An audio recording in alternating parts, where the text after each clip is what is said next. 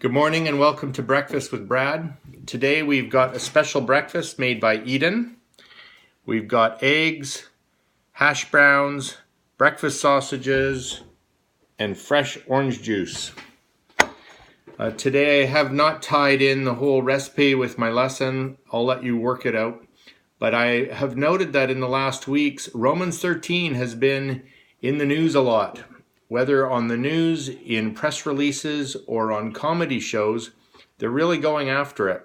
What's so impressive about Romans 13? Well, on the surface, we have Paul saying that we need to be in submission to governing authorities that God has ordained to rule over us, and that we need to really obey them, period.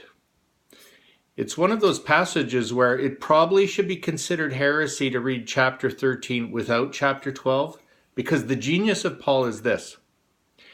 The very authorities in rule over him, Nero, the one who ends up killing him, are also the evil that we're meant to overcome with good in chapter 12.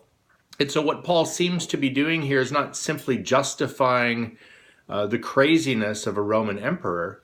What he's saying is we want to resist and overcome this evil, but we want to do it in a way that is good. So in other words, don't join the slave revolt. Don't join violent insurgencies. That's not the solution to evil empires.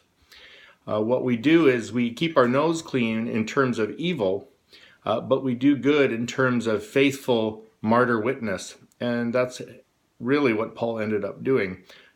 At the end of the day, he took up his cross and followed Christ. What does this mean for us today? Well, it means that we don't simply give a blanket allegiance to every empire on the block. At the same time, we need to think about how we do resistance, that it is somehow compatible with the gospel. The means must justify the ends. No, the means and the ends are one and the same. It's the way of Jesus, the way of the cross, the way of co-suffering love. And that's a bit about Romans 13 with reference to Romans 12. Read the entirety of both chapters and you'll see what I'm talking about. And that's today's Breakfast with Brad.